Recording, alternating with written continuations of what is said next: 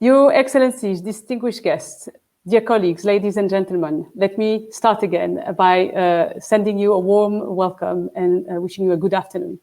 It is my pleasure as the chair to welcome you all here for the first plenary session of this year's International Meeting of Mine Action National Directors and United Nations Advisors, where we will be discussing mine action financing in times of scarcity.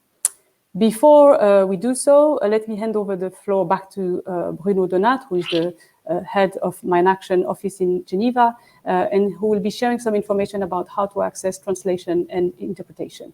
Bruno, back to you. Thank you, Madam Chair. So it seems we are responding to requests online. So thank you for giving us a few seconds. Kayla, if you do not mind, show us if we are following this broadcast on the phone or online. How do we access interpretation, please? Yes, for sure. Thank you, Bruno.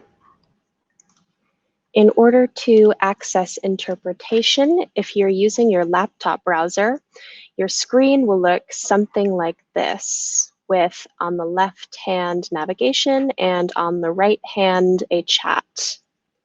If you look under the word plenary on the right side, you will see three options: chat, poll, and translations.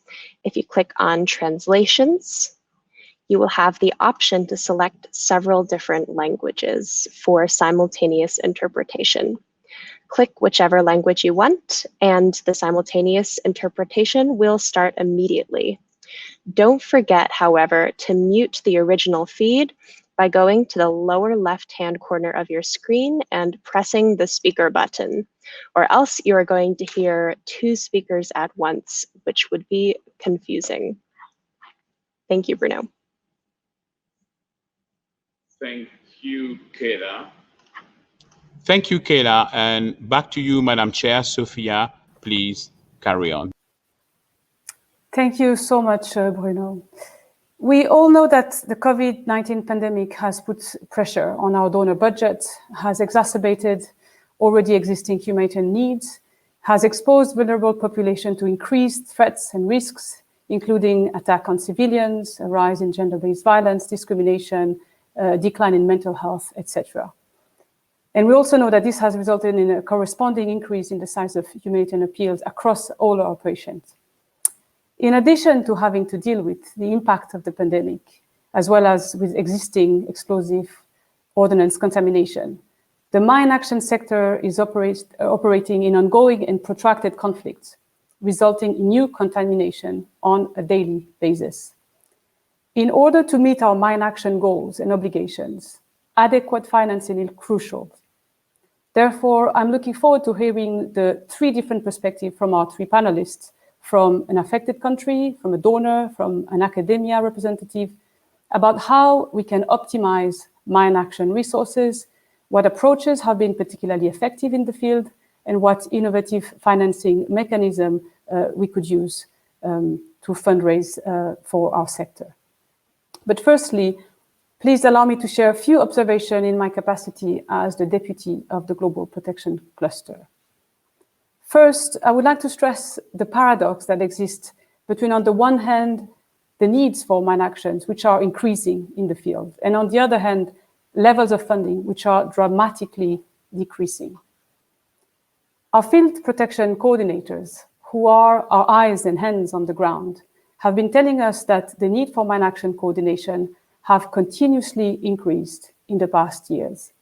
New and worsening conflicts, as well as the use of IEDs by non-state armed groups, have created more demand for mine action expertise in countries like Nigeria, Burkina Faso, Yemen, Ethiopia, Armenia, Azerbaijan, and now Cameroon. In 30 countries where the UN has a presence and collects data on a regular basis, the UN reports that there were more than 39 people killed or injured from explosive ordnance in the last 3 years. In addition, millions of people, including children, are indirect victims of contamination, which disrupts hospitals, schools, government buildings, roads, agricultural lands, villages, and markets.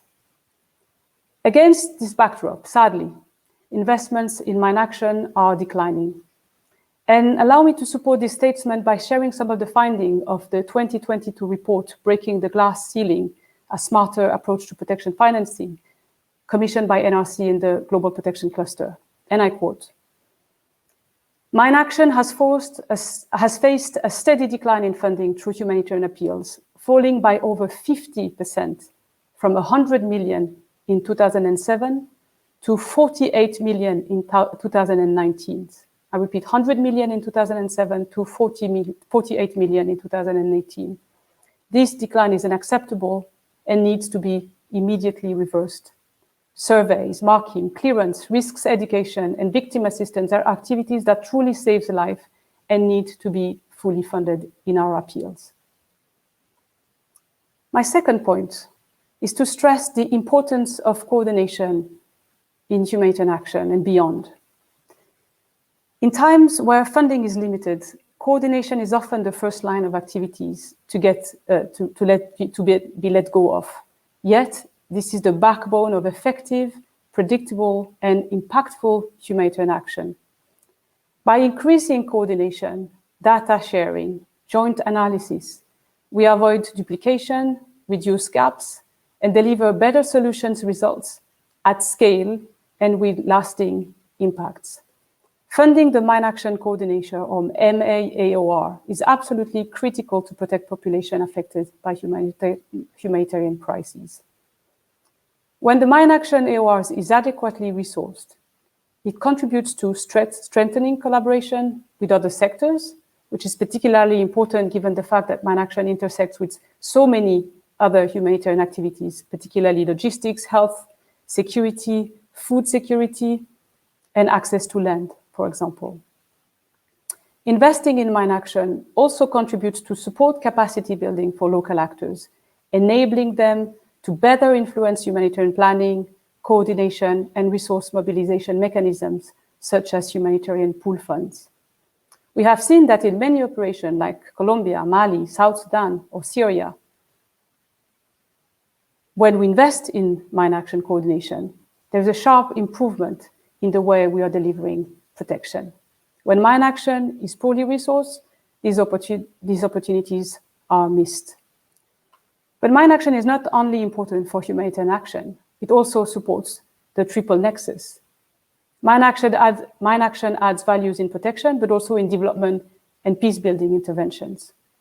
Through clearance, for example, mine action actors have the capacity to make houses habitable, agricultural fields productive, to restore access to schools and hospitals, and allow IDPs and refugees to return home in a safe and dignified manner.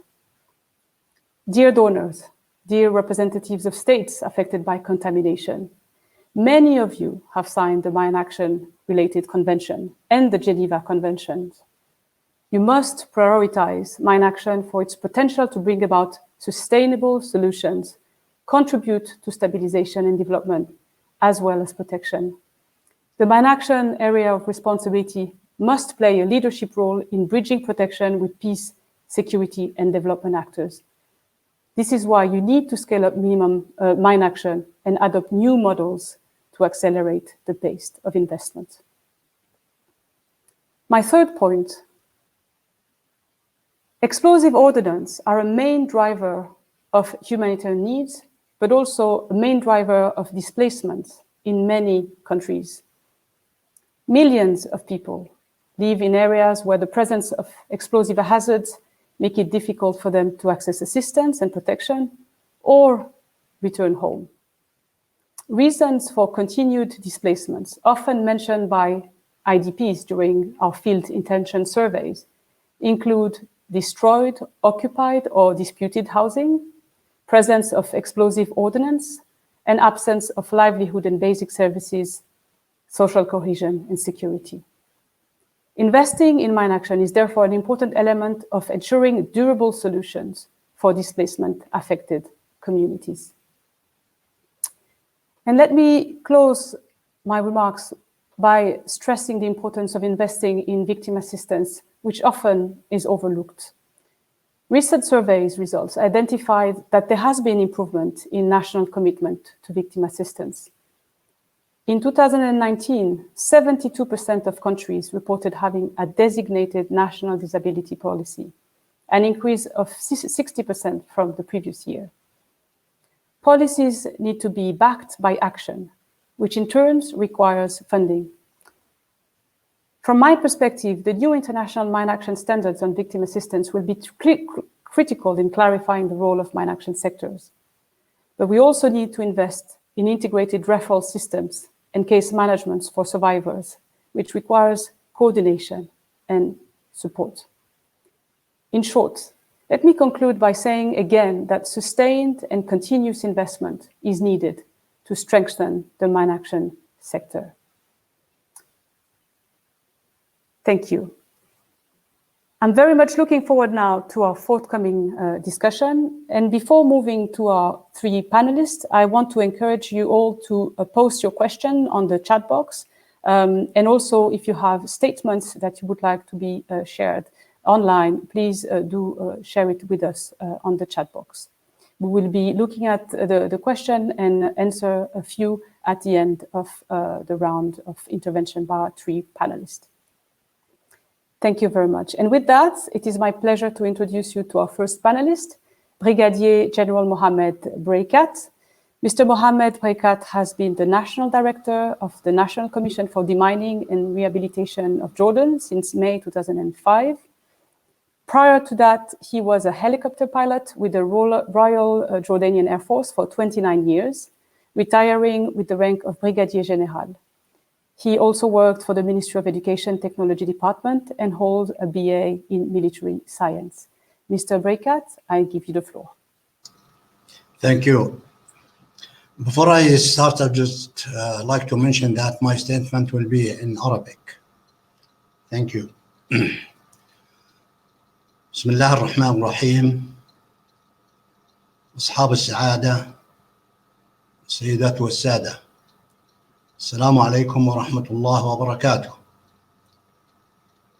بدء أحب أن أنقل تحيات صاحب السمو الملكي الأمير مرعد بن رعد الحسين رئيس مجلس الإدارة والمبعوث الخاص لاتفاقية أوتوا، متمنيا لكم كل السعادة ونجاح هذه الاجتماعات.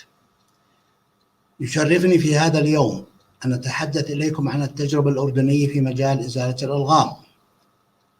تعود أصول مشكلة الألغام في الأردن إلى فترات زمنية طويلة مضت ناتجة عن الصراع العربي الإسرائيلي، حيث قامت القوات المسلحة الأردنية بزراعة الألغام في مناطق مختلفة لحماية الأردن من العدوان الإسرائيلي في الأعوام 48 67 والمناوشات مع سوريا في الماضي.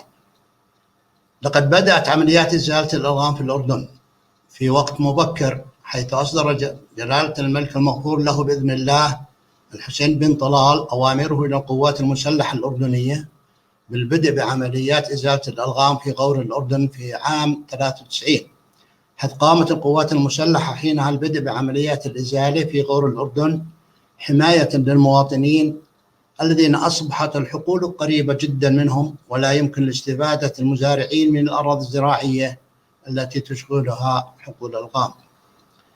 لقد انضم الأردن إلى اتفاقية أوتوا لحظر الألغام المضادة للأفراد في 11 أغسطس عام 98، وصدق عليها في 13 نوفمبر 98، ودخلت حيز التنفيذ بالنسبة للمملكة اعتبار من مايو 99.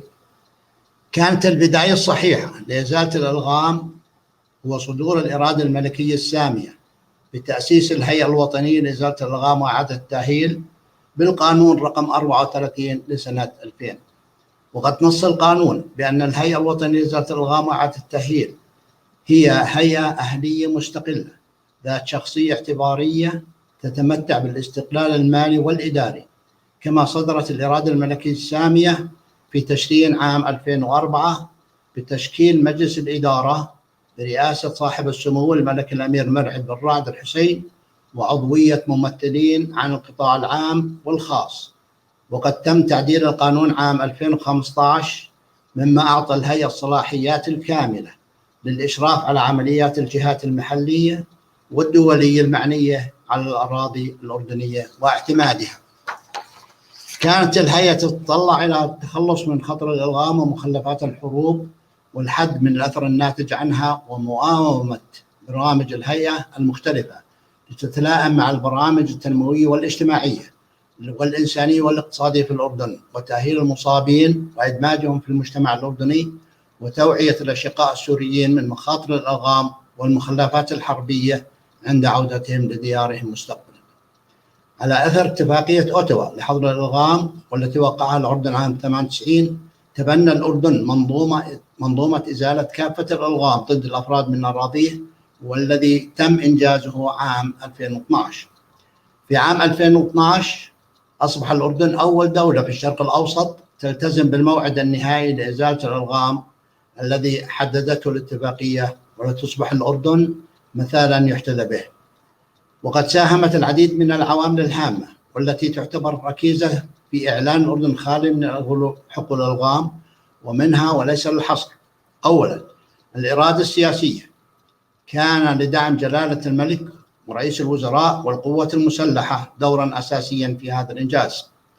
ثانيا، القيادة والشفافية التي ظهرها جلالة الملك الحسين وجلالة الملك عبد الله الثاني صاحب السمو الملكي الأمير مرعد رئيس مجلس إدارة الهيئة، ومختلف الوزارات والأجهزة الحكومية في تحقيق هذه النتيجة الناجحة. ثالثا، التعاون والمساعدة الدوليان، حيث أصبح هنالك أكثر من 23 دولة مانحة للبرنامج الأردني. رابعا، الشراكات المحلية والدولية مثل مركز جنيف، مختلف وكالات الأمم المتحدة وخاصة صندوق الأمم المتحدة للتنمية، الصليب الأحمر، القوات المسلحة الأردنية، جمعية المساعدات الشعبية النرويجية NPA، وكثير من الشركاء الآخرين. خامسا، زيادة الموارد والأصول، حيث تم تخصيص 2.5 مليون دولار أمريكي سنويا من الحكومة الأردنية، بالإضافة إلى أكثر من 45 مليون دولار أمريكي بشكل دعم سخي من الجهات المانحة، وأنا أشكرهم جزيلا. سادسا، المعايير الفنية والمبادئ التوجيهية الوطنية حسب المعايير العالمية، إجراءات التشغيل الموحدة والقانون الوطني لحظر الإلغام. سابعا، إنشاء فريق ضابط الجودة من متقاعدي سلاح الهندسة الملكي ذوي الرتب العالية وأصحاب الخبرة الكبيرة. 8، عمل الخطة الاستراتيجية الأولى عام 2005 ولمدة 5 سنوات وتبعتها خطط للسنوات التالية. 9، تمتع الهيئة بكامل الصلاحيات من إشراف وضبط جودة لكافة عمليات الإزالة بما فيها القوات المسلحة العاملة في الإزالة.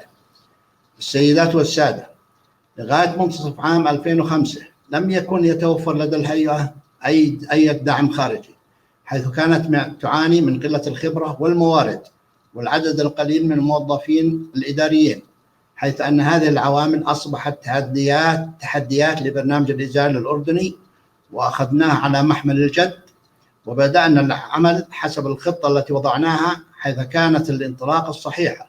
ومن حسن الحظ أنه تم إلحاق خبير تقني من برنامج الأمم المتحدة الإنمائي من عام 2004 ولغاية 2010، حيث قدم الكثير للهيئة، خاصة في مجال بناء القدرات وفتح الأبواب مع الدول المانحة، كونه ذو خبرة سابقة في إحدى الدول المتأثرة بمشكلة الإلغام. ويسعني أن أشكرهم على كل ما بذلوه من مساعدة لنا، علما بأن الهيئة أخذت على عاتقها توظيف الأشخاص ذوي الخبرة الواسعة وحسب الشروط العالية المطلوبة، مع التركيز على اللغة الإنجليزية، مما ساعدنا في العمل ومخاطبة الدول المانحة. وقد كان من أهم التحديات خاصة بعد الأزمة المالية العالمية هو توفير الدعم المادي للمشاريع، ولكن نظرا للصلاحيات المعطاة فقد استطاعت الهيئة العمل مع القطاع الخاص في مجال المسح والتطهير لمناطق مشاريع الطاقة الشمسية والبحث عن الغاز في الأردن، مما أوجد مصدر لتغطية تكاليف الإزالة، بالإضافة على الاعتماد على سلاح الهندسة الملكي والطاقة البشرية المتوفرة في الهيئة، حيث تم استغلاله على أحسن وجه، بالإضافة لوجود جمعية المساعدات الشعبية النرويجية، والتي استطاعت توفير الدعم اللازم الخارجي لمشاريعها في الأردن. كذلك تم وضع الأولويات لمناطق الإزالة حسب الأهمية، وأن هنالك محاولات جادة مع وزارة البيئة الأردنية ورئاسة الوزراء لكي تطلع الهيئة بدور الإشراف على عمليات جمع النفايات والإلقاء العشوائي لها على كافة مناطق المملكة لكي تحصل على دخل مادي إضافي واستغلاله لدعم إزالة المخلفات الحربية من أراضينا. السيدات والسادة، إن وباء كوفيد-19 وما تبعها من قلة الدعم على برامج الإزالة العالمية، وعلينا جميعا أن نعيد حساباتنا، حيث يجب علينا أن نكون أكثر مرونة وأن نأخذ ذلك بمحمل الجد، وأن تكون لدينا الخطط الواضحة والصادقة والالتزام بها، وأن نكون على أهبة الاستعداد لتغيير الخطط إن لزم وحسب المعطيات الموجودة، وأن نجعل التحديات فرص للنجاح، وتكون هنالك الجدية بالانتهاء من إزالة كافة حقول الألغام. وأخيرا، ونصيحتي للجميع بأن نحافظ على التزاماتنا تجاه اتفاقية أوتوا لحظر الألغام ضد الأفراد، وأن لا نحيد عن الخطط التي التزمنا بها لكي نحافظ على سلامة مواطنينا وتنمية بلداننا والقضاء على جيوب الفقر. أخيرا، أود أن أحيطكم علما بأن مركز جنيف الدولي لإزالة الأغراض GICHD قد عمل دراسة حول نتائج إزالة الألغام في الأردن ومدى مؤاوماتها مع الأهداف الاستراتيجية للتنمية SDGs، وستصدر الدراسة خلال هذا الشهر لمن يحب الاتصال مع المركز. شاكر لكم حسن الاستماع. Thank you. Brigadier Breikat, thank you so much for this very insightful experience that you shared from Jordan, really highlighting how the combination of the political will, leadership, partnership between local and international players, but also the right institutional and legal framework has really helped Jordan make substantial progress in the field of mine action and demining. So thanks very much for sharing this very insightful experience and journey with us. I would like now to turn to our second panelist, Dr. Shinichi Mizuta. Dr. Mizuta is a Minister-Counsellor in Political Affairs at the Permanent Mission of Japan to the United Nations in New York.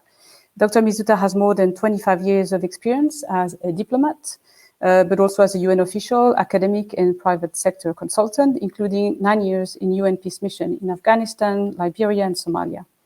Most recently, he served as the Senior Special Assistant to the Special Representative of the Secretary General for Afghanistan. And Dr. Mizuta has conducted arms control and mine action research, including a comprehensive assessment of Japan's mine action assistance. Dr. Shinichi, over to you. Thank you very much, Chair, for kind introduction. Good morning, good afternoon, and good evening, everyone, wherever you are. It is my honor to join this important meeting. I thank all the participants who are with us today from around the world, and I'd like to commend all those working toward demining for their courage and professionalism. At the outset, I'd like to express Japan's renewed and unwavering commitment and support to end the suffering and casualties caused by anti-personnel mines and other explosive devices. That is why Japan joined the co-sponsors of the Security Council Resolution 2365 as a member of the Council in 2017. It's been around 4 years already. However, mines and other explosive devices continue to cause casualties around the world. Last month, Security Council revisited this critical topic to renew its determination to tackle the threat to peace and security, including the context of the COVID-19 pandemic. We recall that it was human security concerns advocated by civil society that paved the way for the adoption of the Ottawa Convention and its entry into force in 1999. Despite significant progress over the past 2 decades, including the steady destruction of stockpiles and continued decrease of minefields in most affected countries, light mines continue to threaten the lives, livelihoods, and dignity of local populations. According to Light Mine Monitor, in 2019 alone, mines, explosive remnants, war, and improvised explosive devices, or IEDs, caused at least 5,554 casualties, including 2,170 deaths in as many as 50 countries and other areas across the world. This clearly shows that we can save more lives by mine action. Effective mine action also contributes to achieving human security, the 2030 Agenda, and its Sustainable Development Goals. Now let me turn to the question of linkage between our policy priorities, SDGs, and the contribution of mine action towards their achievement as set out in the concept note of this meeting. I understand that overcoming the current COVID-19 pandemic crisis is a top priority for most, if not all, of us in the world. At the same time, we are also prioritizing our efforts to build back better from the crisis and prepare for a future crisis, which may possibly be triggered by another pandemic. To this end, our efforts to accelerate the delivery of the SDGs must not stop. Japan's current mine action efforts are neither isolated from nor overshadowed by the ongoing development. Rather, we have placed and designed our mine action efforts in the current COVID-19 pandemic context. During the pandemics, mines and other explosive ordnance continue to threaten lives and hamper access to basic services, including medical facilities and the delivery of humanitarian assistance. Minimizing the threat of explosive ordnance for communities most at risk and ensuring safe and unimpeded access to essential services are still a matter of high importance. Through its long-standing mine action support, Japan emphasizes three areas. One, continued support to countries that are seriously affected by anti-personnel mines and unexploded ordnance. Two, promotion of regional and South-South cooperation. And three, comprehensive support to victims and survivors. These remain relevant in the context of the current pandemic. In Japanese fiscal year 2020 alone, we provided assistance in 21 countries and regions, amounting to approximately $39 million in collaboration with UNMAS, other international organizations, and NGOs. This funding matched pre-pandemic levels. Our overall contribution to mine action programs in the 5 years up to 2020 amounted to around $199 million. Most recently, in February this year, Japan decided to contribute over $4 million to UNMAS for enhancing the counter-IED and explosive ordnance disposal capabilities of the Somali police force. In Somalia, IEDs have a detrimental impact on humanitarian access and peace building. Civilians are exposed to the highest risks of IEDs. Mine action is a top priority for peace, security, and sustainable development in Somalia. Through this contribution, more Somali people will be protected against the threat of explosive devices. The international targets of mine action were renewed at the fourth review conference of the Ottawa Convention in 2019. Japan is fully committed to the implementation of the Oslo Action Plan towards realizing a mine-free world to the fullest extent possible by 2025, and will continue to support victims and survivors. Japan will continue to play an active role on mine action in collaboration with United Nations, member states, and civil society. Thank you very much. Thank you very much, Dr. Shinichi, for kind of reaffirming Japan's commitment to mine action in spite of the pandemic, but also highlighting the linkages between the humanitarian the contribution of Mine Action to humanitarian aid, but also to the SDGs, the Nexus, and to human security in general. We'll have a chance to come back to these issues, hopefully, during the Q&A, and I take the opportunity just to invite participants to post your question on the chat box so we can prepare a little bit in the background. With that, let me turn to our last speaker, Mrs. Marie-Alphie Dallest. Mrs. Dallest works for Social Finance. It's a civil society organization based in the UK. She's here today with us to present her research into innovative financing method on behalf of Hallow Trust, which is also supported by the UK. Since joining Social Finances, Mrs. Dallest has worked on the scoping, design, and performance management of several impact bonds, with a particular focus on health and well-being. Before joining Social Finance, Mrs. Dallest worked as a social investment analyst for BNP Paribas and in microfinance in Paris and Tbilisi. Mrs. Dallest, I give you the floor. Thank you very much for the introduction, Madam Chair. So good morning, good afternoon, and good evening, everyone. My name is Marie-Alphie Dallest. I'm a manager at Social Finance. Social Finance is a non-for-profit that specializes in designing and implementing innovative finance mechanism for better social outcomes. And it's a real pleasure to be here today. So I'd like to thank you.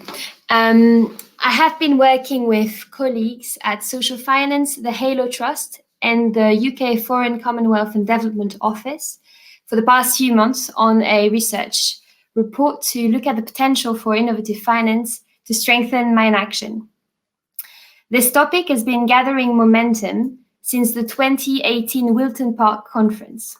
Since then, there have been many discussions between Mine Action actors, and these discussions led to the commissioning of this study by the FCDO at the end of last year. To understand the specific context of Mine Action and the challenges the sector is facing, we've undertaken research and we've spoken to around 20 sector experts, from Mine Action organization to Mine Action leaders in mine-affected countries, funders and evaluation experts. We've also been lucky to get the support from a working group to sense-check our assumptions and findings, and we'd like to thank them for their time and valuable inputs. Next slide, please. So, to begin with, I thought it would be good to just quickly touch on what innovative finance is. Innovative finance aims both to find new sources of funding to achieve the SDGs and also to make finance for the SDGs more effective. Innovative finance moves away from traditional input-based funding and towards novel financing structures, often in partnership with the private sector and often incentivized by payment for verified outcomes.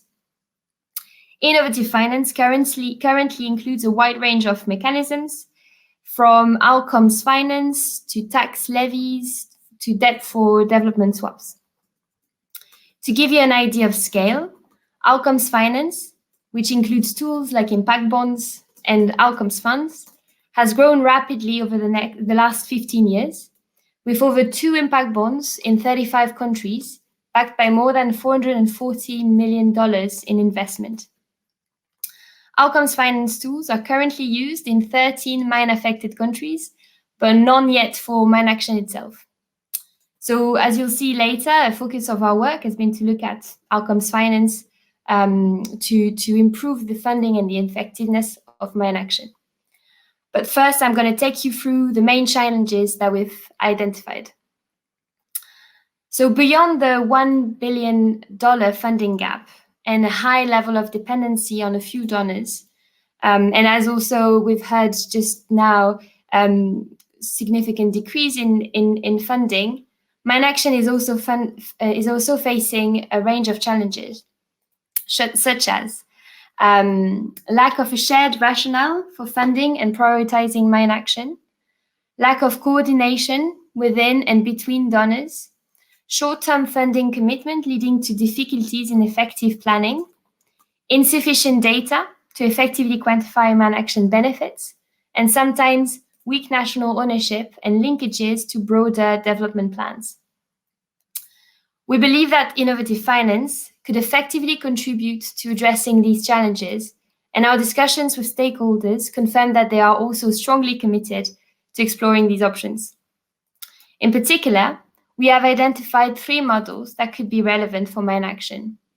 The first one is outcomes finance, the second one is outcomes-based public-private partnerships, and the third one is front-loading funding to achieve mine-free status.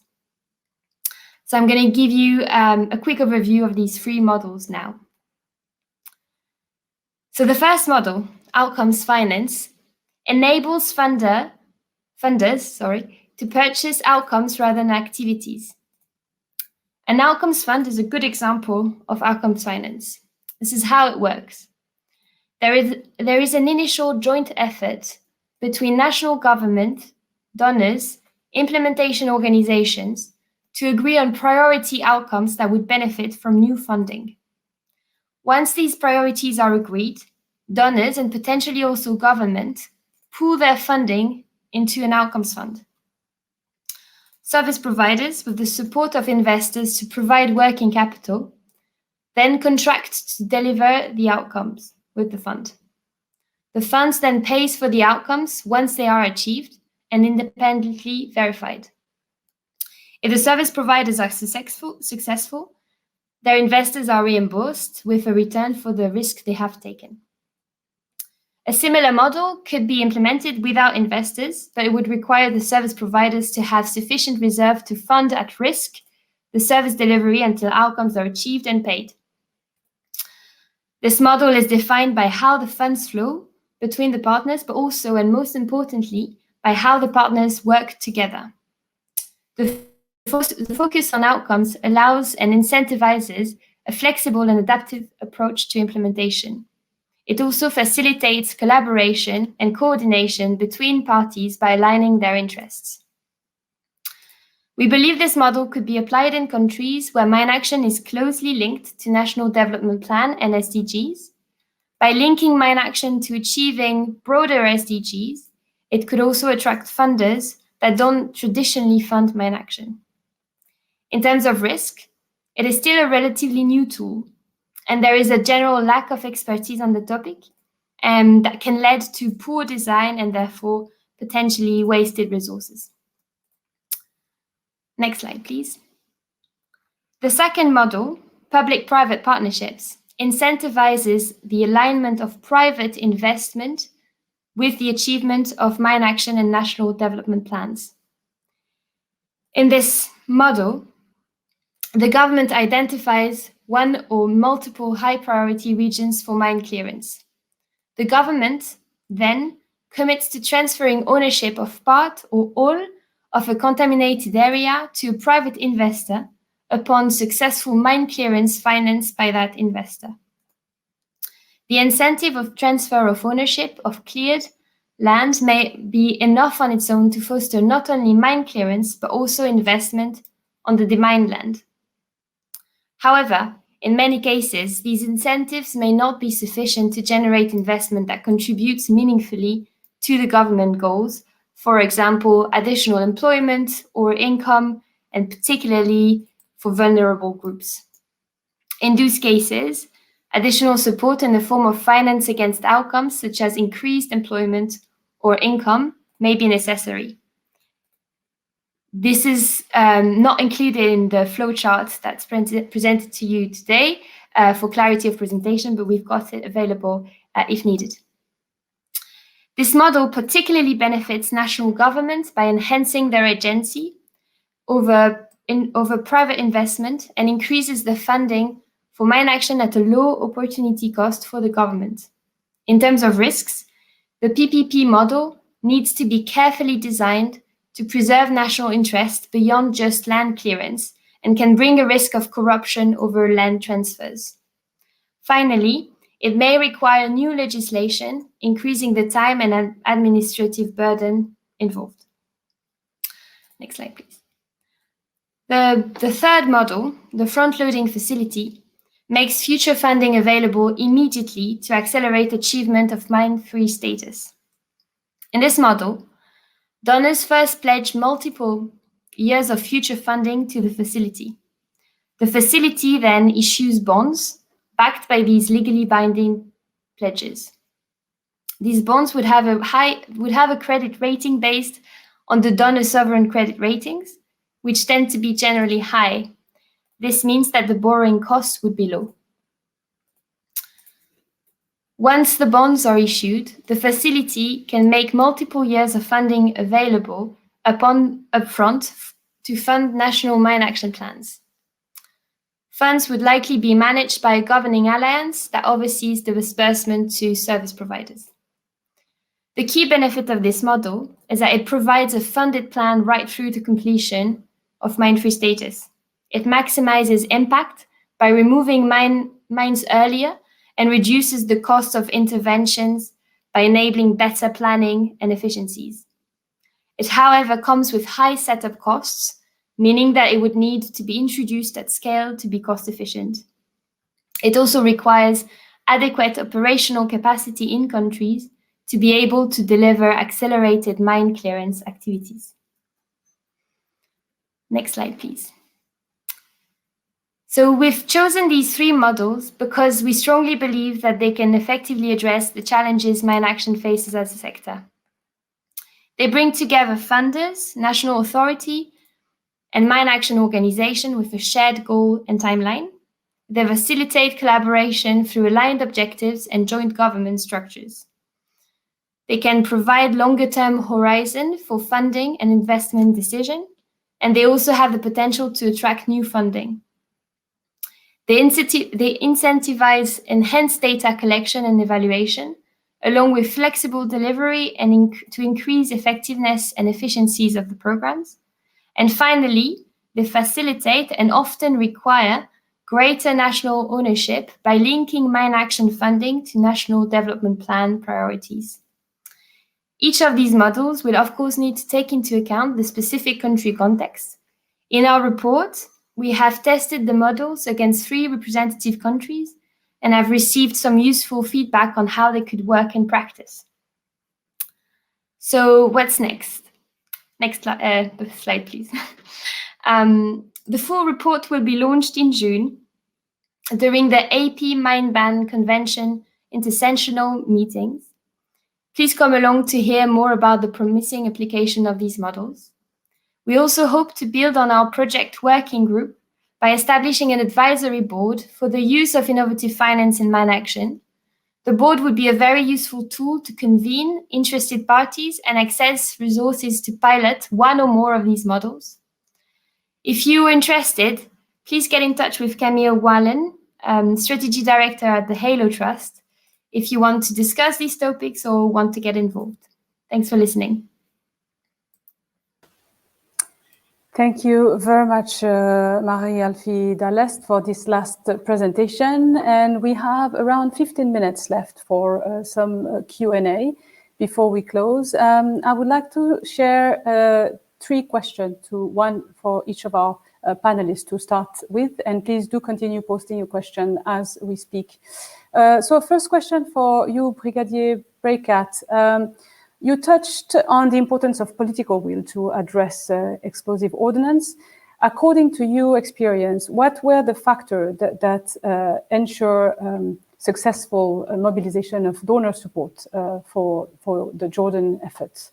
What were the success factors that allowed you to have such an impactful policy for mine action?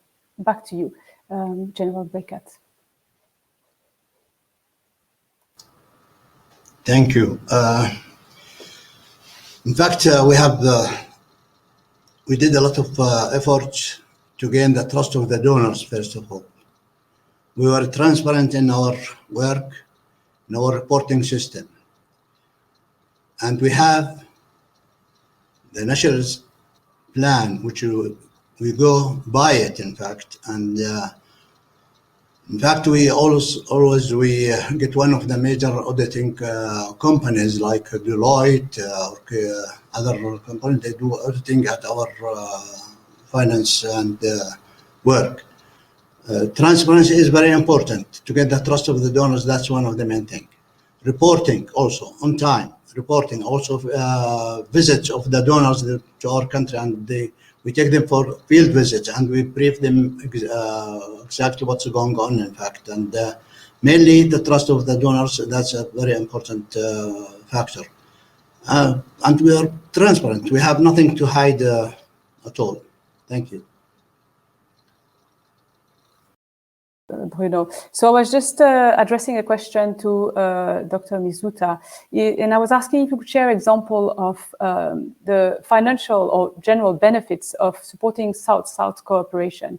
Do you have a specific example of how you did that, and what were the gains in supporting this South-South cooperation? Over to you, Dr. Mizuta. Yeah, thank you, Chair. I'll be very quick. One country which Japan has invested for many years is Cambodia. So we have supported the capacity building of Cambodia Mine Action Center. So we have helped them acquire equipment and facilities as well as the trained personnel. So we have not wasted that investment in providing assistance to other countries. So that here comes the South-South cooperation. So Cambodia Mine Action Center has received many trainees from its counterparts across the world, such as from Angola, Colombia, and Laos. So the CMAC, Cambodia Mine Action Center, has shared experiences and the knowledge with them. So our investment in Cambodia has been transferred to other countries. That has brought a cost effectiveness in our contribution. So I think this is one successful example. Thank you. Thank you very much, Dr. Mizuta. I want to address another question to Mrs. Dallest. You went fast into your presentation, presenting this stream model of financing. According to you, which one is the most promising? And also, according to you, what are the best way, or how can we attract the interest of investor into these sectors? What are the tricks or the arguments that are effective in convincing investor to invest in the sector? Over to you. Thank you, Madam Chair, and thank you for the question. So I don't think there is one most promising model. I guess it will very much depend on the countries in which it is applied. I think we went into this study trying to look at not a one-size-fits-all, but at least a framework that can fit many different countries. And we actually found it very difficult because every single mine-affected country have a set of partners and situations that are very, very specific. So what we've tried to do is with these three models, find ways they can address some of the most common challenges that we've seen in the different countries and with different stakeholders. So really the question is, it depends on which country you're looking at. And in terms of attracting investors, I think it would have to do with, and I think it's something that has been discussed in the past when thinking about mine action and innovative finance. I think because it will be new in this sector, it's very important to start somewhere and probably start with a model that's quite simple. But mine action, and particularly for outcomes finance, is almost is a very good sector because the land clearance outcomes is a very easy one to define, or at least relatively easy to define. So the promises of further outcomes, such as education that you mentioned in your opening statement, Madam Chair, education, health, access to land, could also really attract further investors that don't necessarily, and outcomes funders that don't necessarily also look at mine action as a sector. So I think it's about starting somewhere and piloting it in the sector, really. Thank you very much, Marie-Alphie. And yes, indeed, I mean, the mine action sector can lead to very tangible results, which are somehow easier to demonstrate than in other sectors. For example, mental health being much more difficult to actually measure or demonstrate. So that can be definitely something that can be used to make a case, build a case to attract investor. I think we still have 2 more minutes for question, and I wanted to go back to Brigadier Breikat and ask him how difficult, what were the steps necessary to develop this legal framework that you have in Jordan that is really supporting the mine action sector? How difficult is it to have the legislator coming up with the right legal framework? Back to you.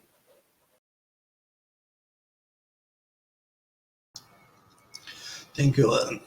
Shall I speak in Arabic or in English? If you can, because of time, thank you so much. Shall I speak in Arabic? Okay. Okay. If you can, Mr. Breikat, in English. Otherwise, we can use the translation. Okay. In fact, it took us almost a year to have the authority of the committee or our mine action authority to control the whole mine action in Jordan.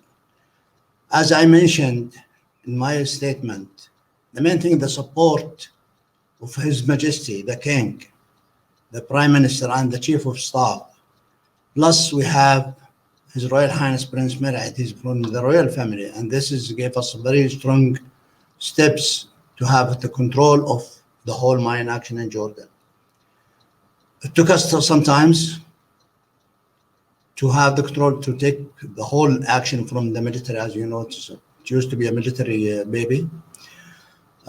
With the seriousness, with the hard work, with the high quality people we have within our community, this gave us a very supportive action to be fully in charge of the mine action Jordan. And of course, everybody was watching the results of the mining, the work of the National Committee for the Mining. And luckily, everybody was happy about the accomplishment. The NCDR has the authority to talk directly to donor countries, to partners, which gave them a very simple way to interact with us. And we were the decision makers. We can take the decision immediately and talk to the donors, and that's the main thing which gave us the strength of the committee. Thank you. Thank you very much for stressing the importance of the political wills and commitment at the top leadership for the right action to be taken and the commitment to be made. With that, I would like to close this session and thank you very much. Thanks our panelists, but also you as participants for joining us this afternoon. I suggest we give a round of applause to all our panelists. Thank you for being with us, your insights with us.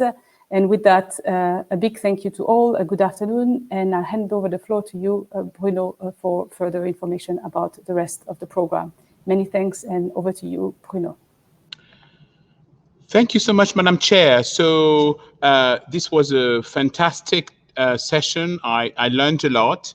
I will be on the floor for about 3 minutes, and then we will take a break of ½ hour, and then I will show you now how to go to the side events when we come back. There are 3 concurrent side events. During that break, everybody, including the interpreters, will be able to rest, and a little kudos and hello to interpreters that have been working straight for 2 hours, not an easy job. Kayla, can you first come on board?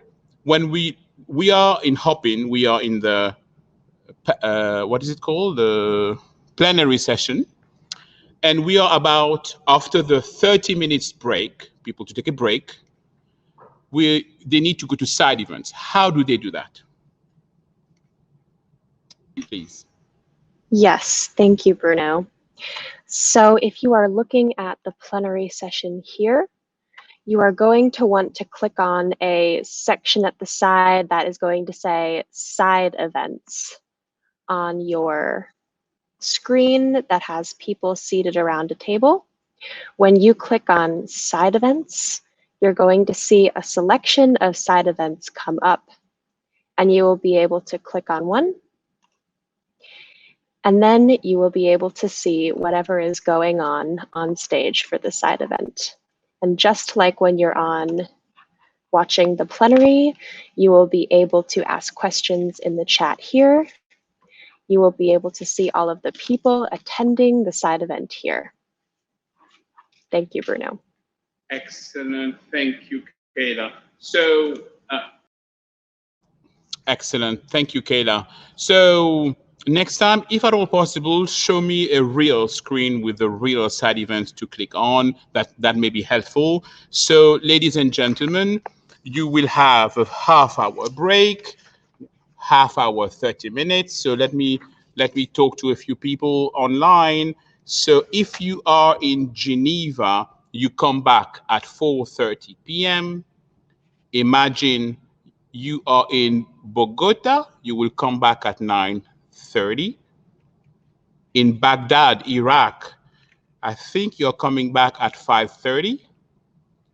If you're in Kabul, go for safety, but it could be too late, but it's 7 p.m. to come back. If you are in Kinshasa, I think you would come back at 3:30. The next 3 side events going concurrently will be one on standardizing beneficiary definitions, one on environmental assessment, and one on mental health and psychological support. So we have those 3 one-hour side events followed by plenary session 2, Geneva time 5:30, on novel approaches in mine action. Thank you. Have a good break. Welcome to day 1 of the 24th edition of NDM-UN. Goodbye.